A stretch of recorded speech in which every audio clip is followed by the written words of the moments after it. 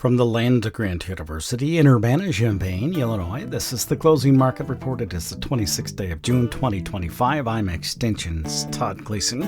Coming up, we'll talk about the commodity markets with Matt Bennett from agmarket.net. We'll hear about ECO and SCO estimated payments for last fall's harvest for corn and soybeans in Illinois and across the nation. We'll do that with Nick Polson from University of Illinois and the farmdoc team, and we'll talk about the weather, too, with Mike Tannura, T-storm weather, and along the way, we'll take a quick look at what's happening with the bird rule in Washington, D.C. as it relates to SNAP benefits and the one big, beautiful bill, all on this Thursday edition of the Closing Market Report from Illinois Public Media.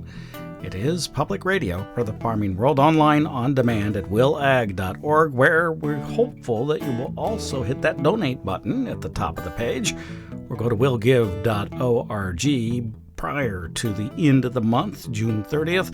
We'll need everything in the bank that we're going to use next year. By that date, our fiscal year ends then, and we start using what's in the bank on July 1. Todd Gleason's services are made available to WILL by University of Illinois Extension. July corn for the day down 3/4 cent. December 1.50 lower. Nearby July beans 2.50 lower, and the November contract down 2 cents. Wheat futures for the soft red 7.25 lower. They settled at 5.21. Matt Bennett from agmarket.net now joins us to discuss the marketplace. Hi, Matt. Thank you for being with us. I'd like to start with corn. Can you lay out what you think's been happening over the last several sessions? Well, Todd, it's obviously been an ugly market. There's just not been a whole lot in the way of anything good to talk about. You know, whenever you look at what's probably driving the market the most is, of course, in my opinion, this big Brazil crop. I mean, AgriConsult comes out this week at 123.3 on Safrinha. That was up 10 million tons. I mean, that's a significant, that's 400 million bushels of corn. And so, yeah, that's just up from the previous estimate. So clearly the trade is known for some time, you know, that this Brazil crop is going to be a big one. And I think that what most people are looking at is they're looking ahead. Hey, what's the new crop balance sheet going to look like if you have to extract, you know, I don't know, 400 million bushel out of the U.S. Export thing. I'm not saying we will. I just think that that's something that's been weighing over the market, because I still think usage is strong. I still think you'll have a tight quarterly stocks number next week. But the other thing that's probably hurting the market, of course, is this acreage thing. And I do think acreage will come in fairly high next week. Yeah, so those reports are due out on Monday, acreage and grain stocks numbers.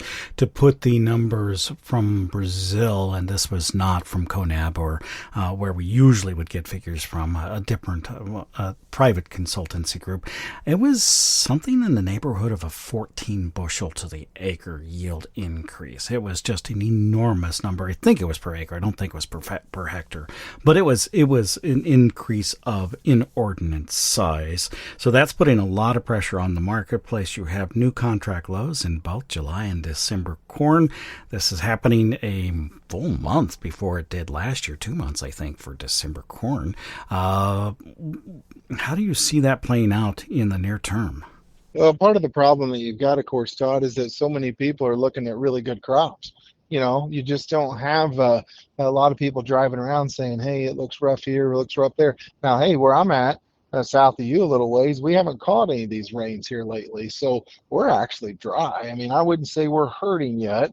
Most of this corn's rolling. It's a good defense mechanism for it, but bottom line is we're going to need some rain before long, because these 95-degree days, while the corn is still growing, it's really struggling through this kind of heat. And of course, these really warm nights, it's not the end of the world, but we don't want these really warm nights after pollination, because that typically does not bode well for you to build a big ear. But, you know, part of the problem is that everyone's looking at big crops right now. So right now you've got a lot of yield forecasts out there above that 181 from the USDA.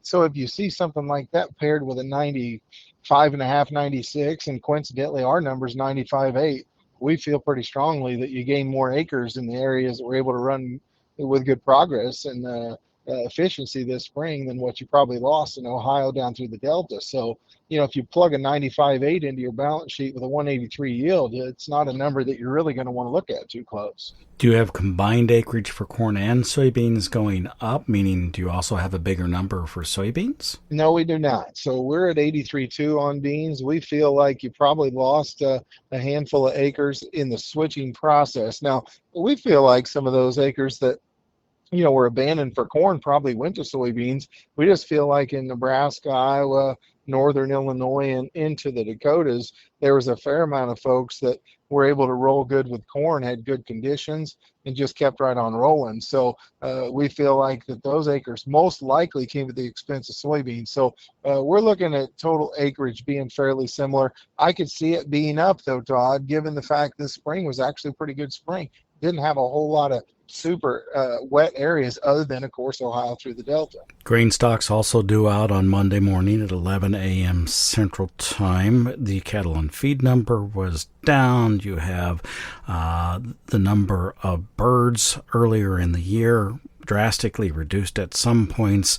And then, of course, you have to throw ethanol into that mix. How much do you think was used, and what will that number show as to what's on hand still in the United States for corn? There's a lot of different guesses out there that we're going to be down anywhere from 200 to 400, maybe even 500 million bushels from a year ago. If you look at the balance sheet right now, they're calling our ending stocks being down over 700 million. But of course, you got to factor in a 3/4 of the way through the year type scenario. So do I think we'll be down maybe 400, 450 million bushels from a year ago? I think it's a very distinct possibility. Yes, that feed number is probably going to have to get adjusted at some point, but at the same time, exports are still probably 50 to 100 million bushels too low, whereas ethanol margins have creeped back into profitability to where we're running pretty darn good ethanol numbers every week here lately. So I think usage is going to still remain strong. I think you'll still have a tight stocks on both old crop and new in July. It's just here in June, whenever you get this acreage number, I'm just afraid that it's going to be one of those numbers that's going to throw a cold, damp cloth on everything. Are you very worried about the price of soybeans at this time? Well, Todd, beans were so resilient there for so long. They really performed well, better than what we thought that they were going to. But right now, beans certainly look susceptible. I mean, you're in a situation where whenever you see the crude oil market go down, soybean oil goes down. And then when soybean oil goes down, the bean market really struggles. So we can tell that a big reason that we were able to rally was due to the fact that soybean oil was so strong with the news from the RVO. I mean, you're going to have to get renewable fuels data. You're going to have to get weather, something to feed the bull in that bean market, because without a steady dose of bullish information, it's really struggling to put together continued rallies. So we thought anything above 1050 was a good way to, come in there and at least add to a few sales, not get super aggressive. But the problem, once again, Todd, is that, 1050, you have to get a ways above that to get a cash price where most people feel like they can live with it. So it's a tough game right now. And am I concerned about bean prices? Yeah, I'm concerned about bean prices. But for right now, I don't want to get super aggressive. If I can't show a profit, I want to at least see what maybe Mother Nature has to hold here over the next 3-4 weeks. We'll talk with you again next week. Thanks much. Oh, absolutely. Thanks, Don. Matt Bennett is with agmarket.net.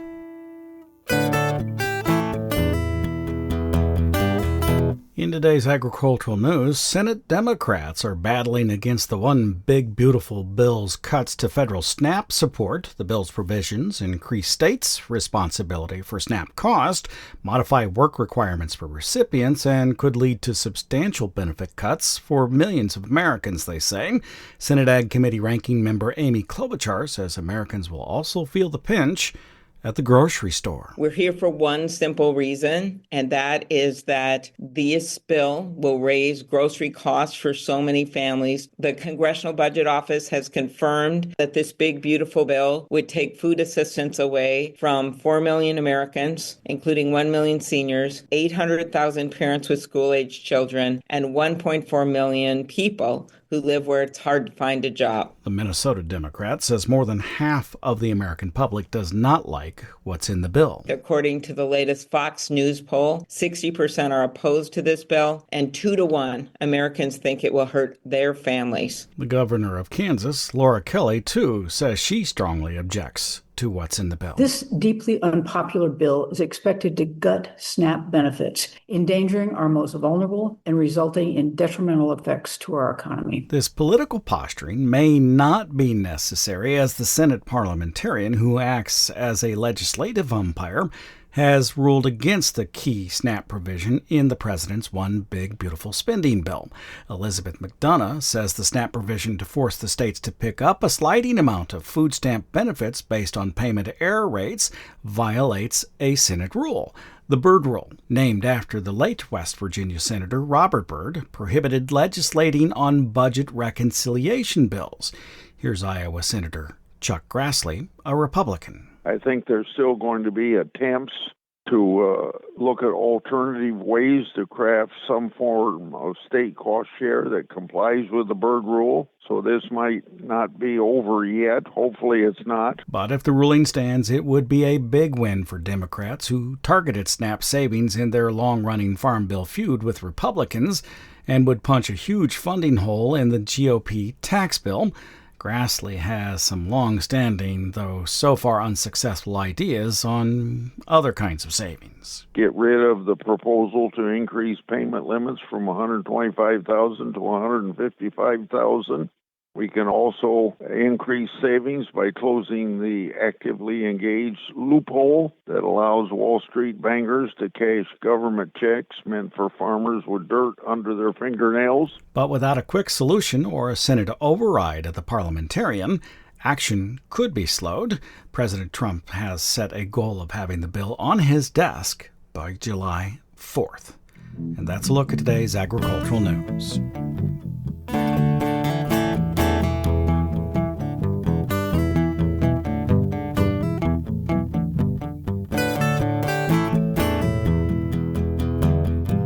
USDA RMA recently released county yields for the 2024 crop year. These might trigger some crop insurance payments for last fall's harvest. The county yields are used by the Risk Management Agency to determine area plan payments, including the supplemental and enhanced coverage options, or ECO and SCO. County corn and soybean yields for Illinois were mostly at or above trend lines. Exceptions include counties in southern Illinois for both crops and some northern Illinois counties for soybeans. Payments for revenue-based crop insurance ECO and SCO plans for 2024 corn and soybeans will be triggered in many counties in Illinois and prevalent across the U.S. for 2024. This is in part because the final harvest insurance prices calculated last fall were lower than insured prices, says University of Illinois agricultural economist Nick Paulson. Final harvest insurance prices for corn and soybeans in 2024 were below springtime projected prices. For corn, the harvest price was $4.16, or 10.7% below the projected price of $4.66. For soybeans, the harvest price was $10.03 a bushel, or 13.2% below the projected price of $11.55. These insurance price declines for corn and soybeans in 2024 result in the potential for payments from higher coverage level revenue insurance plans such as ECO and SCO. For instance, in the state of Illinois, Paulson estimates corn payments will be triggered in 43 of the 102 counties for crops insured at 95% ECO. Soybean payments will be triggered for 91 counties. Likewise, Paulson says SCO and ECO payments for last fall's corn and soybean harvest should be triggered in most counties across the United States. For corn, we estimate that 70% of counties will trigger payments on revenue-based 95% ECO coverage, while 56% of counties will trigger payments on 90% ECO coverage. 48% of counties will trigger SCO payments. For soybeans, 86% of U.S. counties will trigger payments on revenue-based 95% ECO coverage. Nearly 75% of counties will trigger payments on 90% ECO, and 65% will trigger payments on SCO. Payments are less likely or limited to 95% ECO in a small band of counties through the Central Corn Belt. This includes southern Iowa, northern Missouri, central Illinois, and Indiana. Revenue losses severe enough to trigger maximum payments occurred in a number of counties in the Plain States, including the Dakotas, Nebraska, Kansas, Oklahoma, and Texas. Some counties in Minnesota and Wisconsin will also trigger maximum payments, along with areas of Kentucky, Ohio, and most counties in the Southeast and up the eastern seaboard. Payments to producers who purchase coverage in 2024 will help to partially mitigate the poor returns to corn and soybean production. The prevalent payments from ECO and SCO in 2024, along with increased subsidy rates for ECO beginning in 2025, and proposed increases to SCO subsidy rates and coverage levels in the current House and Senate proposals for the Farm Bill, will encourage even more use moving forward. Use of the federally subsidized ECO and SEO crop insurance program has been relatively low. Again, the University of Illinois agricultural economist expects this to change over time. If you'd like to learn more about the payments in your county, you can do that by looking up the June 17 article authored by Nick Polson on the FarmDoc Daily website at farmdocdaily.illinois.edu. You're listening to the Closing Market Report from Illinois Public Media. Our theme music is written, performed, produced, and courtesy of Logan County, Illinois farmer Tim Gleason.